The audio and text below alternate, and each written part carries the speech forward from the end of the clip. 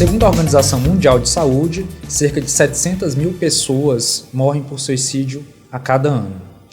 Nós sabemos que a população que está diretamente no enfrentamento, no cuidado de saúde, inclusive saúde mental, acaba tendo uma vulnerabilidade maior, um fator de risco para o adoecimento mental e, consequentemente, para esse desfecho mais grave. A gente sabe que grande maioria das pessoas que acabam por cometer o suicídio tem um transtorno mental que não foi diagnosticado ou que não foi tratado de forma adequada.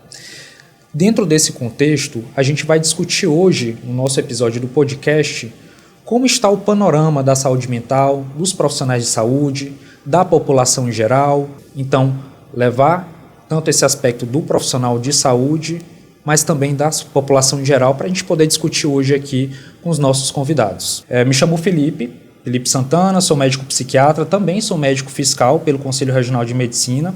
Já gostaria de agradecer de antemão aqui a presença dos nossos convidados que aceitaram aqui estar presentes para esse debate, essa discussão. Aqui na minha frente a gente tem a doutora Andressa Santos, que também é médica psiquiatra, tem especialidade em psiquiatria da infância e adolescência. Seja muito bem-vinda, doutora Andressa. Aqui do lado da doutora Andressa a gente tem o doutor João Vieira. A gente tem ali a parte da política pública, que vai poder discutir um pouco mais. A formação do Dr. João é de cirurgia geral e torácica, mas também vai ajudar bastante a contribuir, né, no diálogo nesse sentido. E aqui do meu lado tem o Dr. Anderson, que é psicólogo, atualmente é coordenador do CAPS Infanto-Juvenil do município de Teresina. Então, para começar um pouco desse diálogo, dessa conversa, eu acredito que é importante a gente falar ali sobre o panorama atualmente, né, dos profissionais de saúde.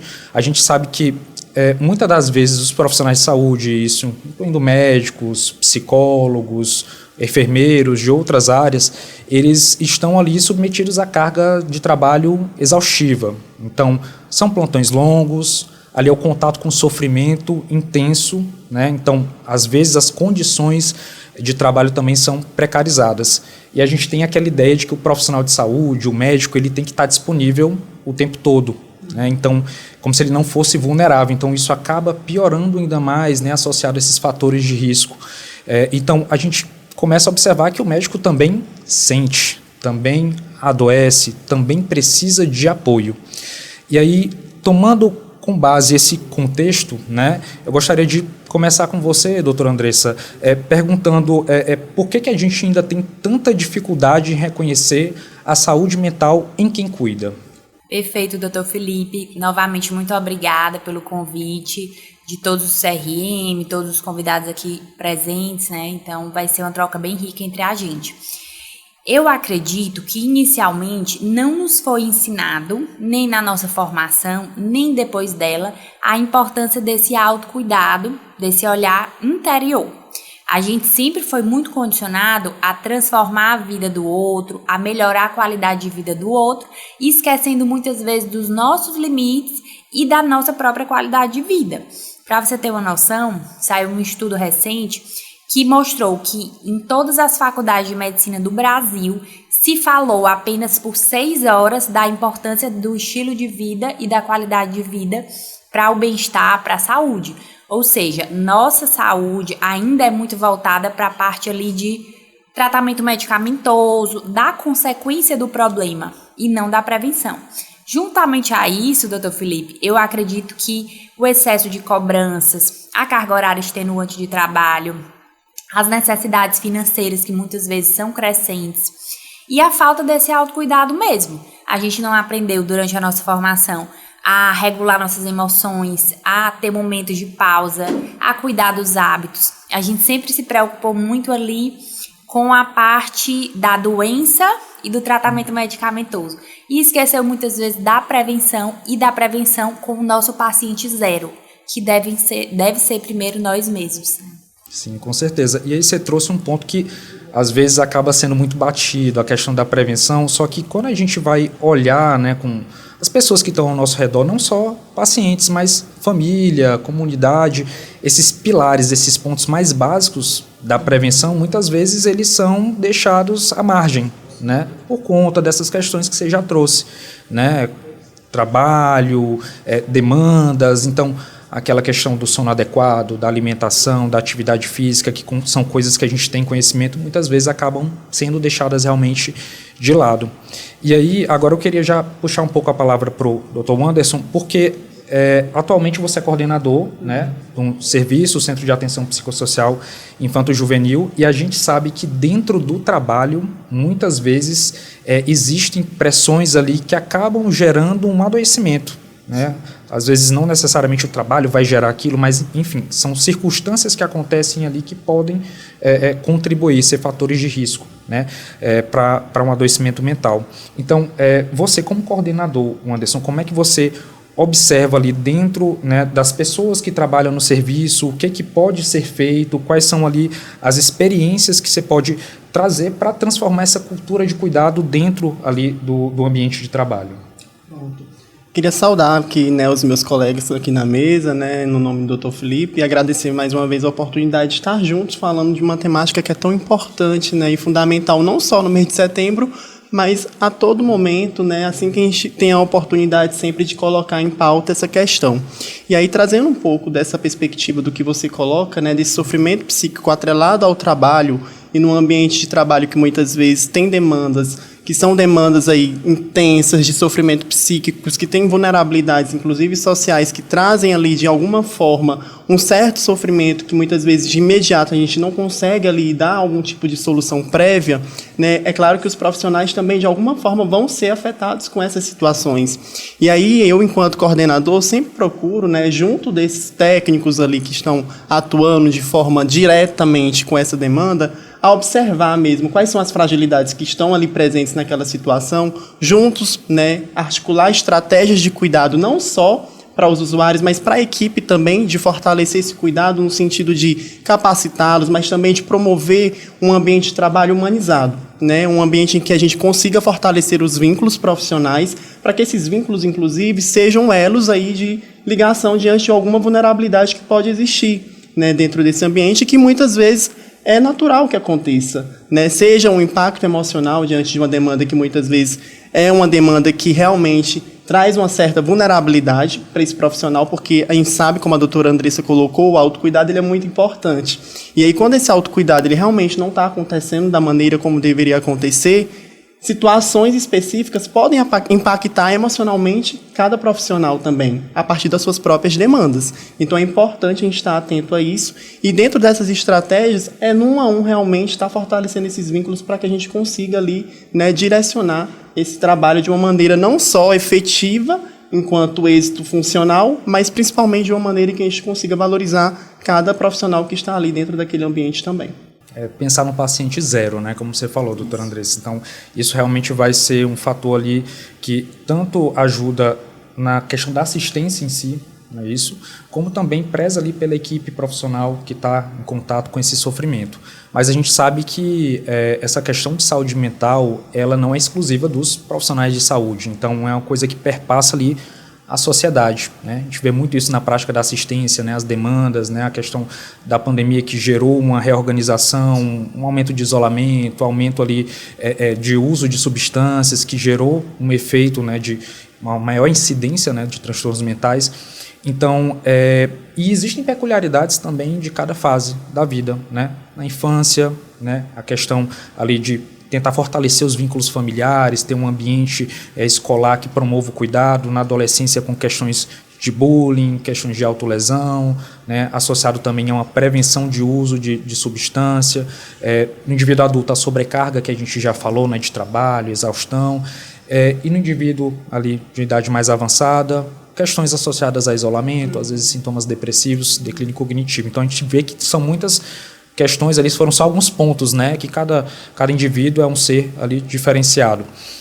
Mas dentro desse contexto, então, a gente está ali falando sobre Setembro Amarelo, tem essa divulgação, né, nos meios de comunicação, com os profissionais de saúde, mas a população, em geral, ela tem tido um contato mais próximo com esse assunto, né, quando foi começada essa campanha, cerca de 11 anos atrás, aqui no Brasil. E dentro desse contexto, doutor João, gostaria de perguntar para o senhor qual é a sua visão sobre o Setembro Amarelo, de que forma ele pode ser benéfico para a população nesse cuidado, né, na prevenção, né, se tratando de saúde mental, e também quais aqueles pontos que a gente tem que ficar em alerta, né, para que não se torne, né, um ambiente, um momento ali que possa gerar algum risco, que a gente sabe que pode ter alguma situação ali que seja apresentada de forma um pouco equivocada. Obrigado, Felipe. Que bom que a gente esteja aqui na Casa do Médico discutindo um pouquinho sobre exatamente uma área que nós médicos falamos. A gente da área da saúde discute. Mas às vezes a gente esquece que existe na sociedade não uma resistência, mas uma não compreensão dos problemas mentais. A ideia do Setembro Amarelo é exatamente essa, que a gente possa tocar nesse assunto. Quando a gente tropeça, quebra o pé, bota um suporte para eu poder ficar lá, seja uma tala gessada ou não, todo mundo compreende. Eu estou sem poder caminhar, né, com uma certa facilidade. Quando eu começo a entrar numa crise depressiva, eu estou com uma grande ansiedade, eu tenho dificuldade também, não de caminhar apenas, mas de me mexer mentalmente. E a gente não discute isso. Temos que, aí a ideia do Setembro Amarelo é exatamente essa, que a gente possa levar, não para nós, que aqui é praticamente dentro do espaço de saúde, é o que a gente discute, mas para a sociedade em geral. E aí veja como repercute também para a gente. Grande parte da questão para o médico, para o psicólogo, para o enfermeiro, para o fisioterapeuta, para quem trabalha com alterações, né, de geral, que são os nossos pacientes, é porque existe por trás, e às vezes não fica claro, que temos que trabalhar. Ser workaholic é legal. Eu vi um dia desse, estava numa discussão, que eu sou workaholic, como se fosse, e eu fico observando às vezes, como se fosse um orgulho. Não estou dizendo que a gente não deva trabalhar, mas o trabalho que deve ser feito não é o principal da vida. E eu estou falando uma coisa aqui de um espaço que a gente fica assim, poxa, não é? Não, o principal é a vida. O trabalho faz um limite, não é, doutor? Faz parte da vida, exatamente. A vida nossa tem uma parte corporal, tem uma parte social, mas tem uma parte mental. Então, se a gente só se dedica a isso, é claro que vai trazer prejuízos. O que eu vou chamar de Andressa, não vou chamar de doutora, porque aí a questão de, né, ter passado já, foi minha aluna, então a gente tem uma outra intimidade, mas nesse sentido de que ela levantou algo. Sempre a gente tem discutido, e já há algumas décadas, não foi ontem, foi algumas décadas falando de 50 anos mais ou menos, 5 décadas mais ou menos, a gente tem discutido que a gente tem que prevenir e não remediar, parece uma palavra simples. Ou seja, temos que buscar evitar que aconteça o fato. É claro que eu não posso evitar que o mundo seja como ele é, né? Eu não posso evitar que não aconteçam catástrofes de uma maneira naturais, mas eu posso evitar de como nós, enquanto sociedade, enquanto elementos individuais, reagimos a isso. E essa é que seria a nossa ideia. E o Setembro Amarelo eu acho que vem nesse sentido, porque alerta a população de que todos teremos um pouco de ansiedade, todos teremos um pouco de depressão, todos teremos um pouco de medos, né, nossas fobias. O que a gente não pode deixar que isso seja amplificado.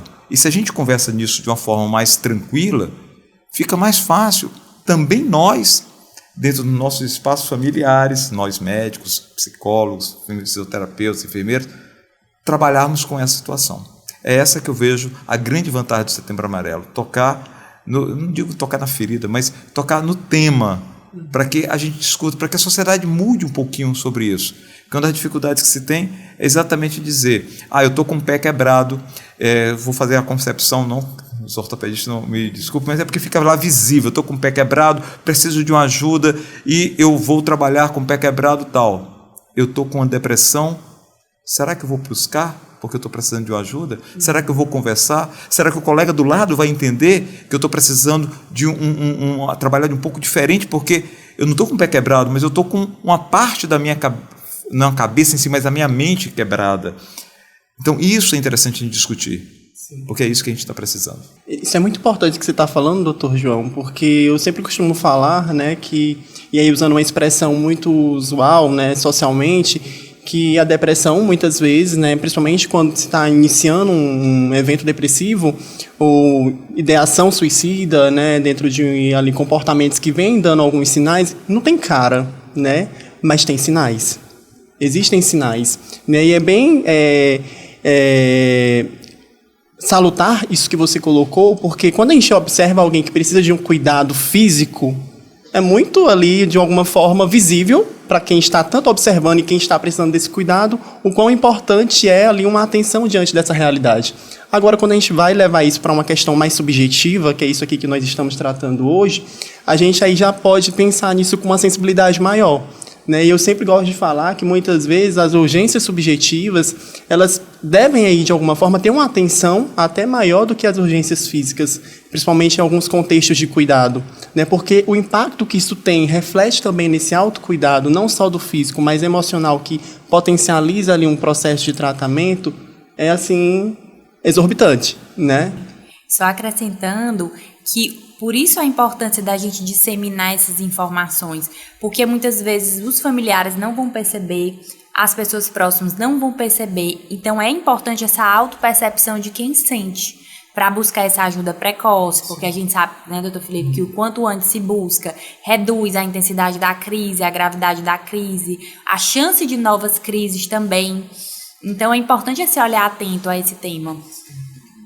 E é interessante todo esse relato de vocês, porque a gente sabe que existe essa necessidade dessa discussão, né? Nós, hoje em dia, a gente consegue observar, principalmente na nossa comunidade, eu digo, ambiente que a gente vive aqui no município, no estado, a necessidade urgente que a gente tem de tratar sobre esse tema de forma responsável, certo?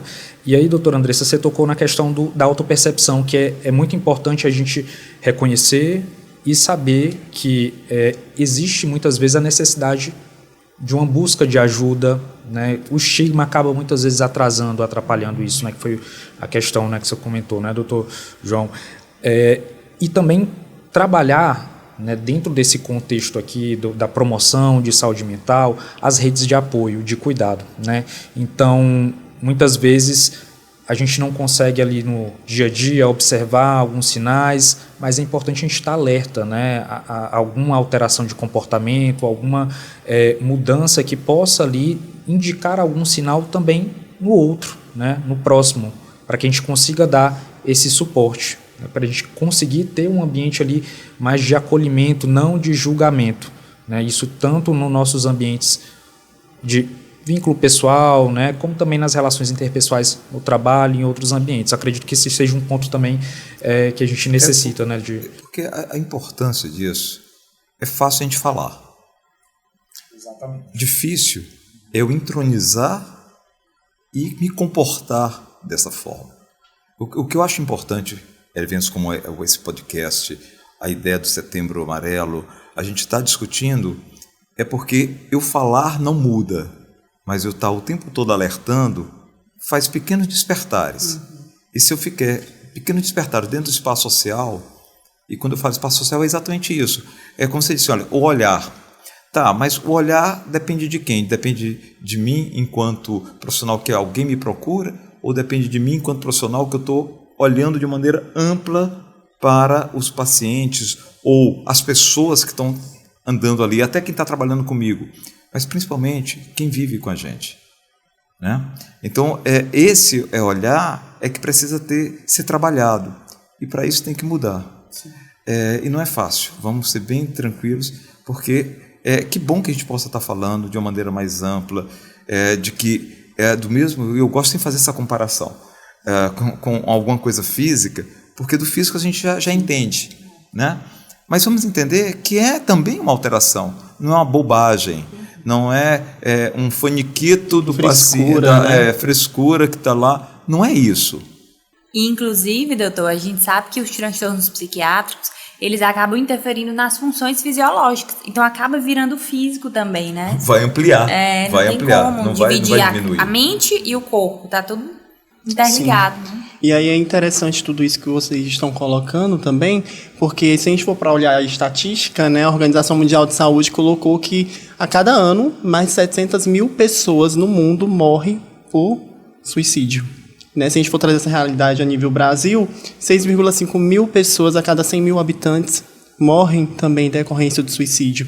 E aí é importante a gente olhar para essa estatística e pensar também que estudos comprovam que 90% desses casos também poderiam ser evitáveis. E aí entra justamente nessa seara que você acabou de colocar, doutor João, do quanto a importância de fortalecer aquele espaço de convivência com as pessoas que nós estamos ali no dia a dia, na rotina, seja no ambiente de trabalho, seja na família, seja as relações pessoais, de fortalecer esse olhar sensível diante de demandas que muitas vezes são demandas que se apresentam, né, na nossa realidade diária, pode, inclusive, evitar que essa estatística seja ampliada, né, para toda essa temática, como você coloca, que traz aí a alusão do tema, mas que precisa ser trabalhada no decorrer de todo o ano, né?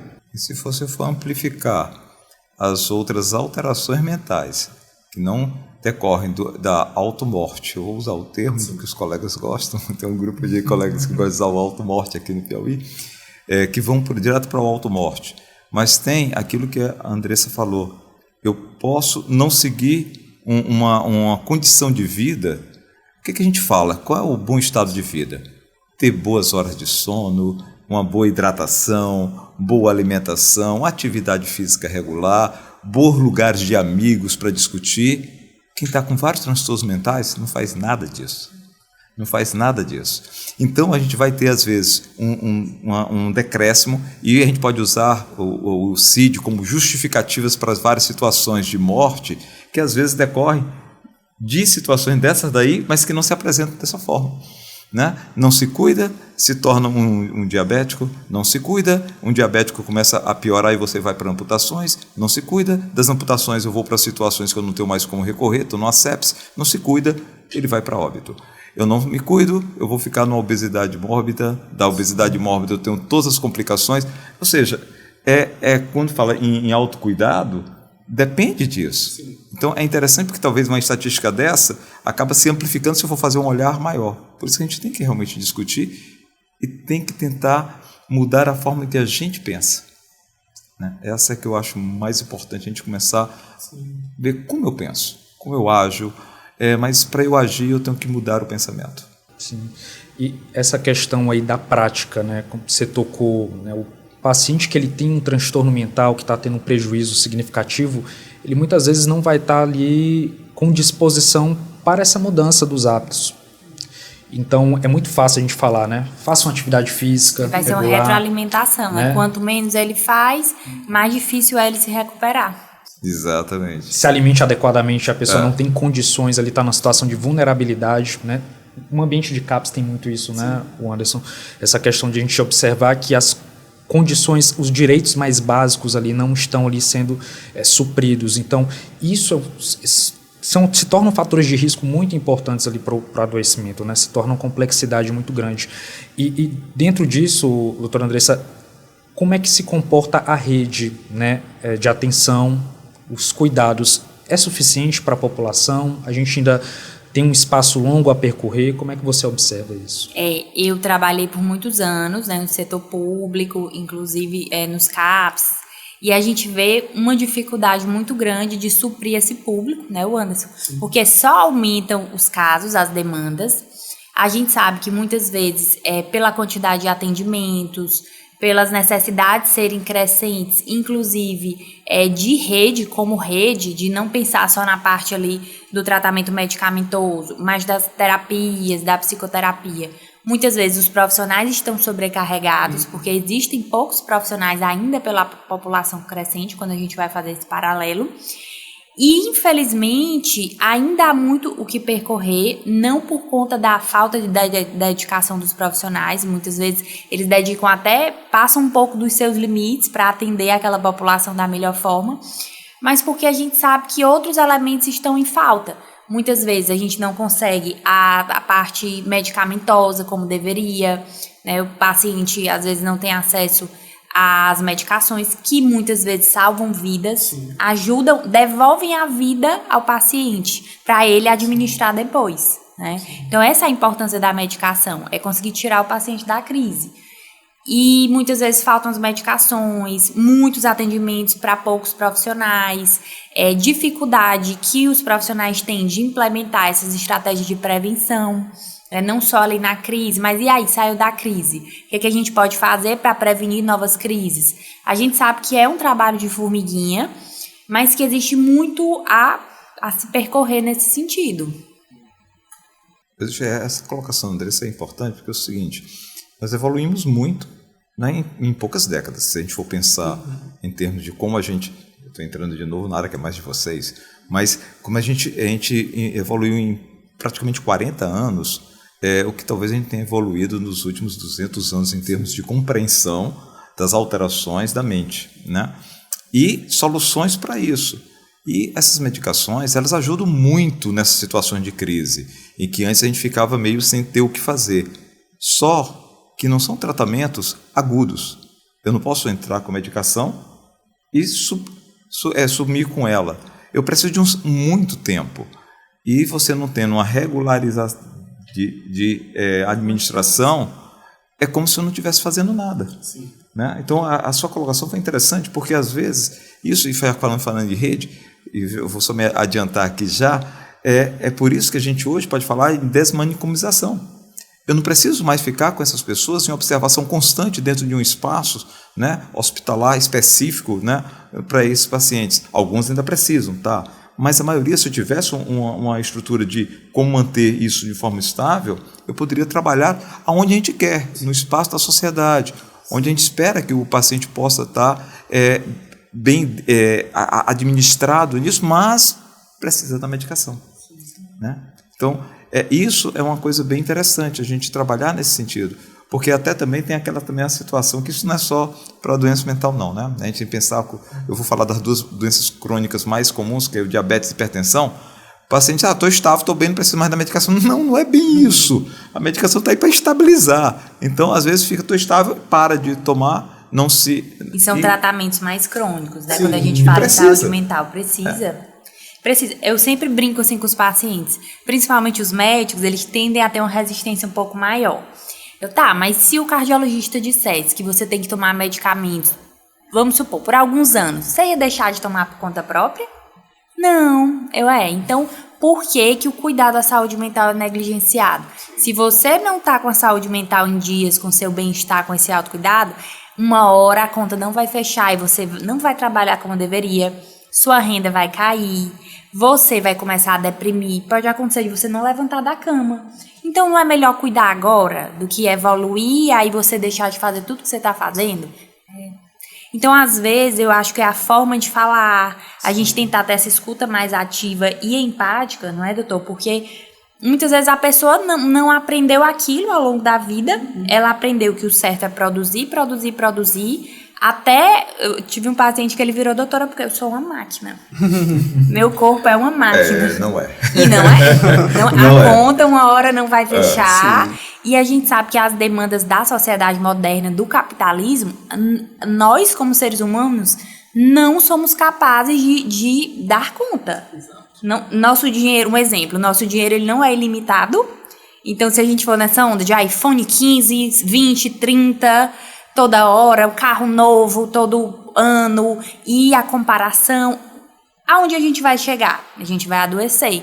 Então, a gente tem que saber um pouco, tem que desacelerar e perceber, aqui eu tô pecando, aqui eu tô exagerando, eu não preciso seguir esse ritmo aqui do capitalismo, Sim. Deixa eu dar um passinho para trás e ver o que é que tá acontecendo dentro de mim, que é essa autoanálise. Mas tem que parar e pensar, é isso que eu falo.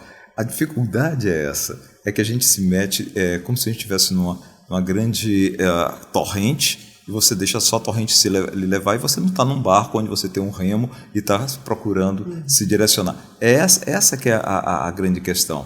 E quando você tem um distúrbio mental, aí que você não percebe mesmo. Né? Você não visualiza, como o Anderson falou, não visualiza. Sim. Então, essa é uma situação complicada. E como você tocou aí, as dificuldades às vezes é maior nos profissionais de saúde. Né? Porque... Vamos botar aqui, eu não gosto sempre de botar a responsabilidade em cima das pessoas, mas no contexto, no conjunto. É cultural, muitas vezes. É cultural. Eu gosto de brincar o seguinte, porque Se eu tivesse como um pintor, sem desmerecer as situações, mas eu tiver com uma mancha na minha camisa, ninguém na sociedade vai me recriminar. Eu não posso ter nada se eu estiver numa situação de um profissional de saúde. O profissional da saúde não pode errar. Isso já é uma pressão. Então veja, são situações, não estou dizendo que deve errar, não é isso, mas se erra.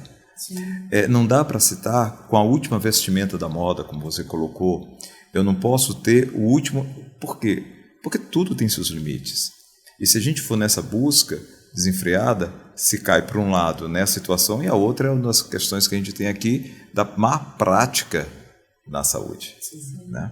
Então, são situações que a gente tem que realmente discutir, colocar para poder, pelo menos, já que a gente não vai mudar de imediato o pensamento, mas pelo menos bota para refletir. E uma coisa que eu gosto sempre também de falar em atendimento, que geralmente a faixa etária dos meus pacientes são adultos jovens, de uma forma geral, né?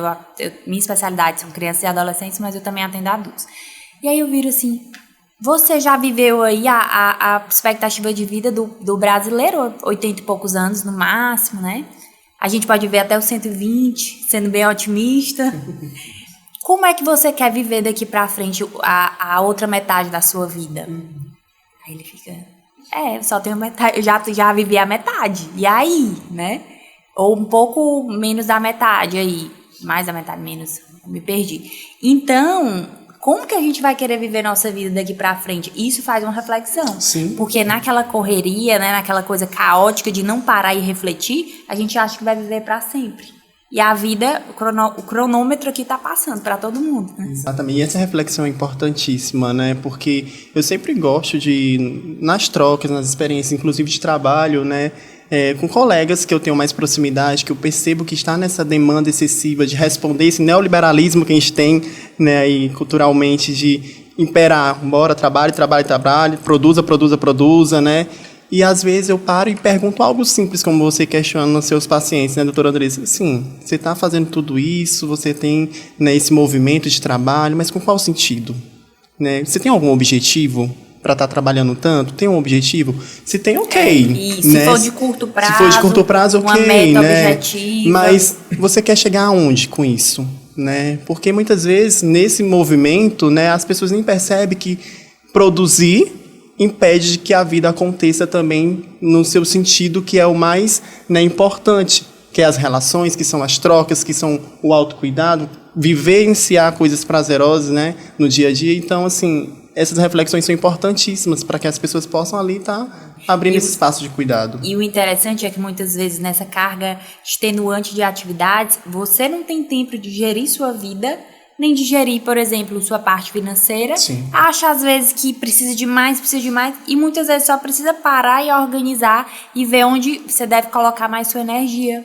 Às vezes só falta isso, né? Mas a falta de tempo faz com que você não desacelere. Exatamente. E aí, só corroborando com a discussão que estava tendo anteriormente aqui, né, que foi a partir da sua pergunta, doutor Felipe, sobre a questão da rede, que foi muito bem colocada, né, já pela doutora Andressa, pelo doutor João também, é importante a gente apontar que essa rede, para além do cuidado na saúde, né, especificamente, existe uma rede que ela precisa ser coletiva, né, como já foi até sinalizado de alguma forma por vocês. E quando a gente coloca essa coletividade, é o espaço social de convivência, seja a família, seja o ambiente escolar, seja o ambiente de trabalho também, né, que a gente precisa estar tendo realmente essa rede, tendo seu funcionamento com essa sensibilidade necessária para olhar para aquela pessoa e entender que aquela pessoa ela tem suas necessidades particulares, coletivas, né, e que isso muitas vezes pode refletir e há impactos aí emocionais significativos. Então, assim, a gente precisa, assim, né, cada vez mais colocar em pauta que essa rede, muitas vezes, de cuidado não é só da saúde, né? A escola tem o seu papel fundamental, inclusive, de olhar, de estar ali sendo sensível a demandas que muitas vezes dentro do ambiente de casa os familiares não têm por conta justamente de uma rotina que não permite, né? E entre outros espaços também que essas demandas, né, de saúde mental ali estão a cada vez mais emergindo. Deixa eu aproveitar, ele falou uma coisa aqui. Vocês podem ficar à vontade, está ótimo o papo. Eu estou só mediando, só observando aí. Porque quando ele falou escola, isso toca num evento para mim muito importante, um dia de educador, né? A escola é o espaço que nos prepara para a estrutura de ser cidadão. Sim. Mas também é o espaço que nos prepara para aqueles inserção de onde eu vou estar. Se nós temos uma escola que dá mais ênfase, e aqui é uma questão mesmo de defesa de pensamento, a horários do que a relacionamentos, o que ela está preparando de cidadãos? Cidadãos que cumprem horários e que não se preocupam com si e com os outros, ou ela está querendo que nós tenhamos cidadãos com estruturas mentais, de relacionamentos, de respeito, de educação no sentido mais amplo? Sim. Eu coloco nesse sentido porque eu não trabalho, né, com crianças e adolescentes no meu dia a dia enquanto educador, mas eu trabalho bem no início disso, na graduação.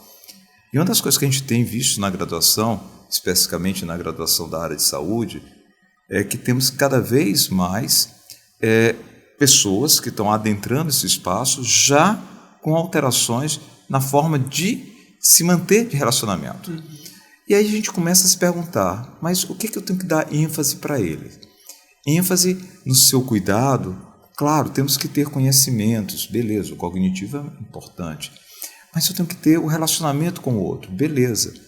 E eu tenho que, claro, se nós não tivéssemos aqui chegado no mesmo horário, como a gente começar o nosso bate-papo, mas seria que talvez fosse mais importante a gente estar aqui todos no mesmo horário, conversando, e eu ter deixado uma confusão lá fora, como seja um paciente, um transeunte que eu estou passando, que às vezes estava necessitando naquele momento, um familiar meu, ou ter ficado lá e ter chegado atrasado aqui.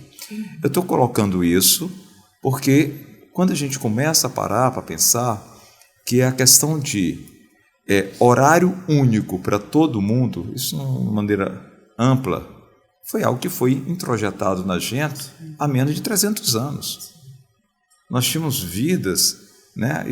Pouco tempo, o ser humano tem aí seus quase 40 mil anos só de civilizações, imagina antes.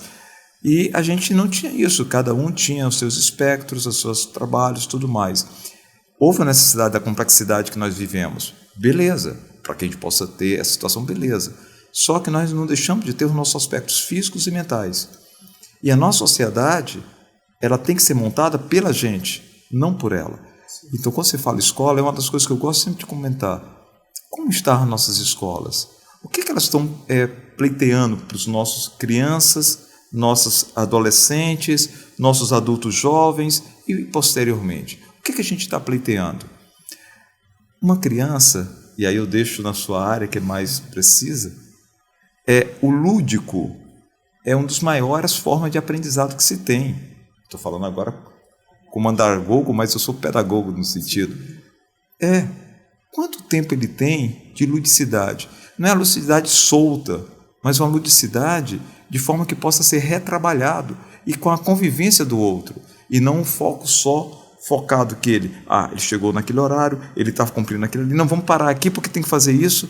Será que não dá para a gente reorganizar isso?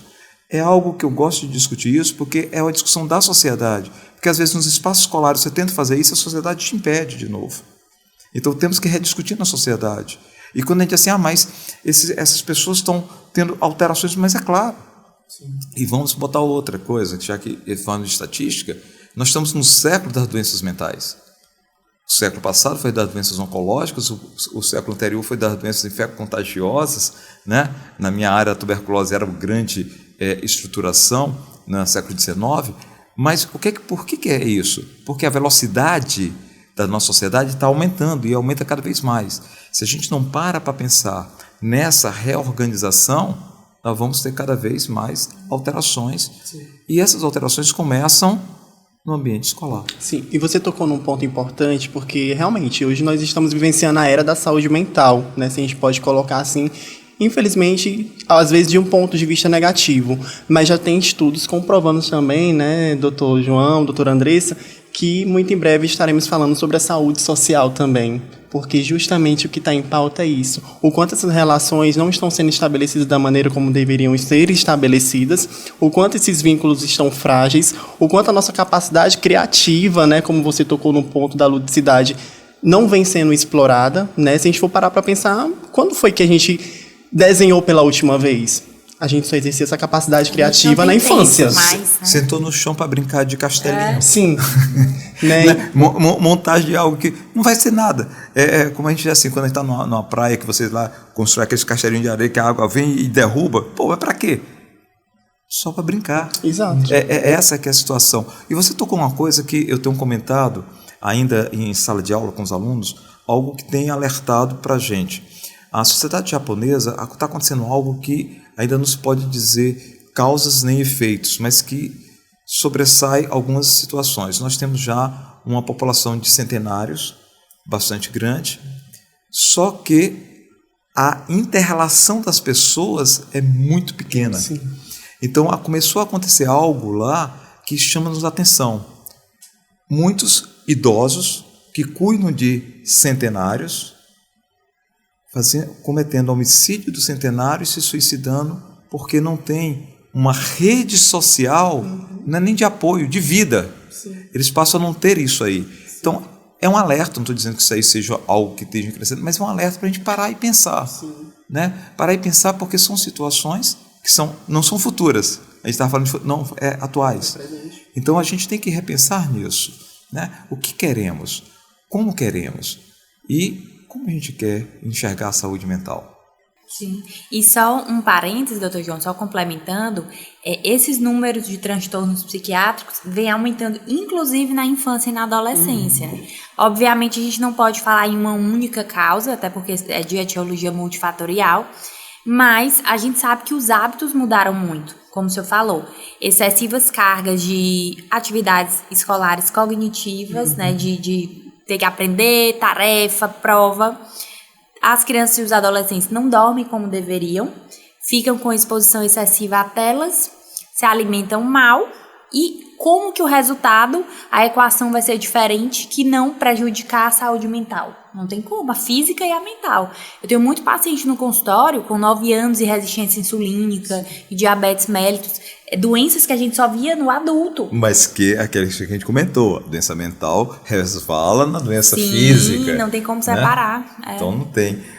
O outro dado, eu gosto de fazer umas comparações às vezes que podem, né? Mas um outro dado interessante que a gente tem, você falando aí sobre a ludicidade, o cognitivo, nós tivemos no final do ano passado, né, um CEO da Google que falou algo que choca a todos nós. Semana passada a gente estava numa discussão também sobre IA. Como educar no mundo em que nós teremos uma estrutura que também vai saber trabalhar no cognitivo que nem a gente. E o que ele dizia, e aqui, né, foi o que chocou a todos os jornalistas que o entrevistaram, estou falando a nível mundial, né, foi que ele disse: não vale a pena fazer medicina e nem fazer direito. Vocês estão perdendo o tempo de vocês. Né?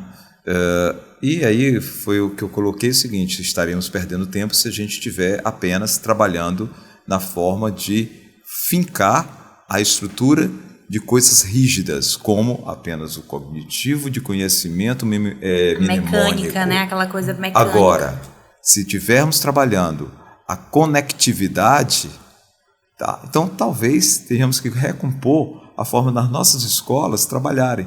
Talvez se a criança ficar mais tempo, entre aspas, brincando, né? Que parece brincadeira, ela está mais preparada para o futuro. E a segundo dado, esse dessa semana agora recente, né? 35% apenas dos americanos jovens querem fazer uma graduação. Isso foi uma redução de mais de 30% em relação à última pesquisa de uma década atrás. E por que isso? Porque simplesmente eles estão entendendo que eu vou fazer uma graduação e eu vou fazer o quê com essa graduação? Então, a discussão que a gente tem que ter, e aí eu vou de novo do ponto de vista, porque eu sou um fã da educação, eu acho que a educação é o que dá a forma de a gente mudar a forma de pensar, temos que rever a forma como a gente educa. A criança, ela está na sua montagem, ela está em montagem. A escola montar a criança apenas na estrutura que a gente chama de mnemônica, de decorar as estruturas, É importante, sim, ela tem que fazer a reprogramação dela neural para poder conectar. Só que é mais importante ela fazer conexões do que ela ter repetições.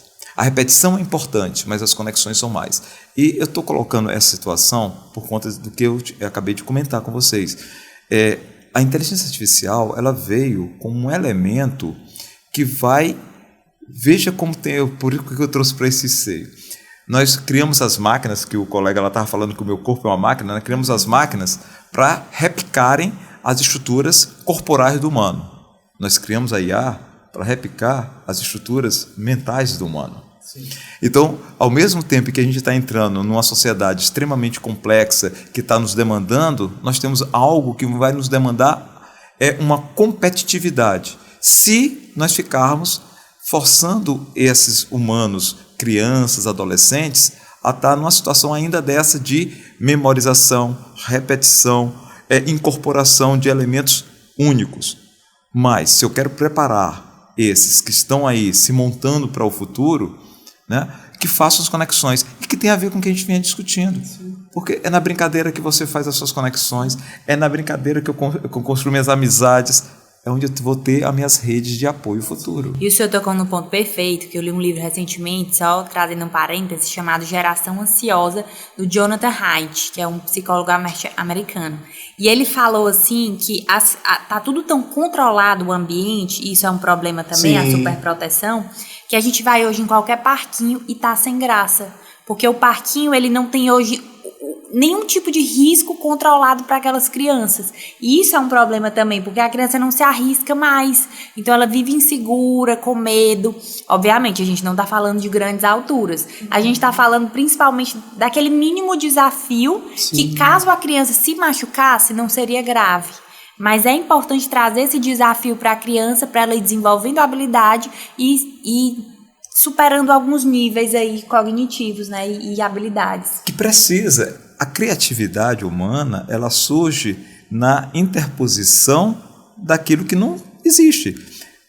Veja, eu não estou aqui numa situação de conselho ainda por cima, advogando que a gente faça rupturas de estruturas, mas nós não temos criatividade se não rompermos.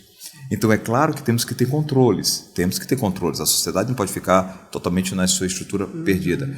Porém, essa questão simples que é da infância, que é de romper, ela não pode ser perdida, ela não pode ser sublinhada.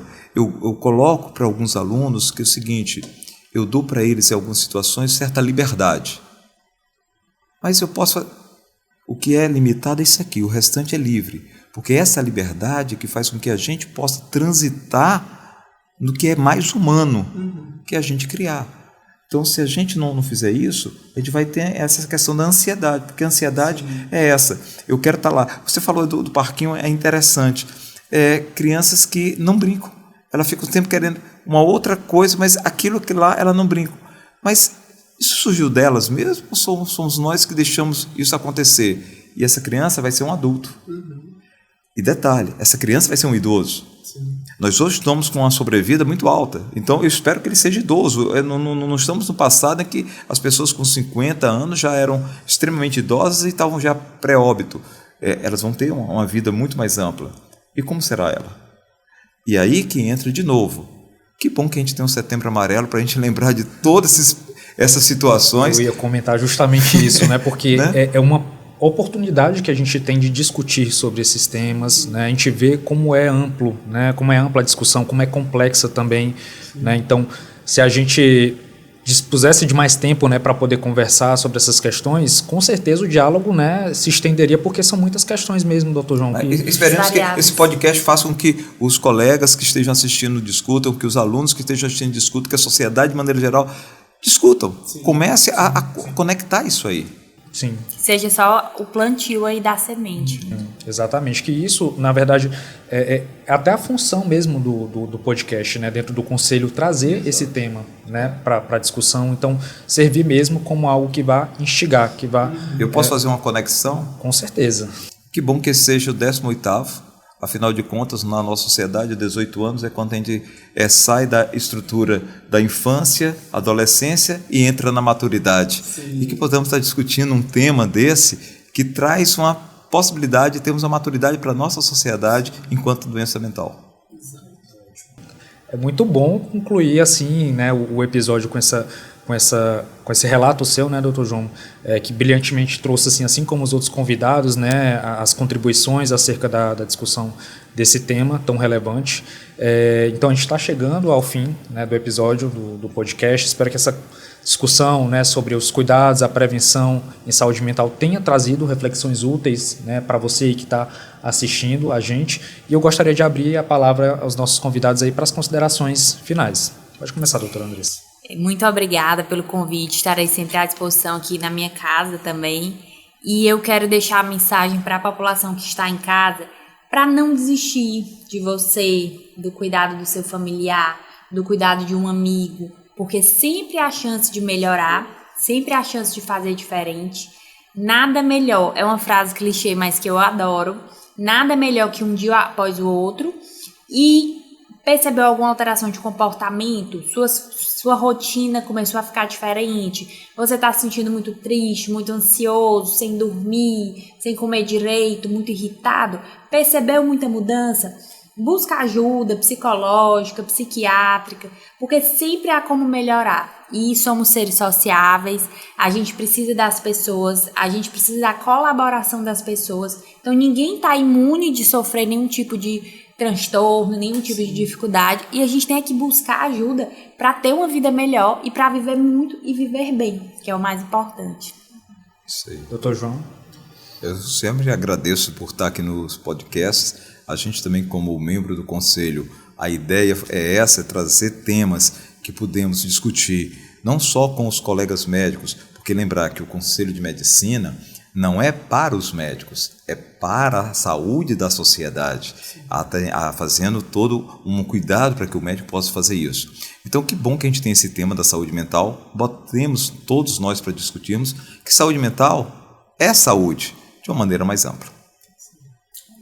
Bom, queria agradecer também a oportunidade de estar aqui, né, discutindo uma temática tão importante, que a gente possa estar cada vez mais sensível, né, a essa discussão e colocar para você de casa, né, que acho que a gente precisa retomar coisas simples na vida, né, que é escutar uma música que você gosta, estabelecer relações que você realmente confia, de vínculos que podem fortalecer esse cuidado que a gente tanto falou aqui também, né, e criar rotinas que possa possibilitar, né, que essa sua subjetividade, mas que as suas necessidades também, elas possam acontecer de uma maneira em que não seja tão imperativo, né, o que a sociedade tanto nos cobra, que só é a produção, mas é o resultado disso na sua vida como um sentido.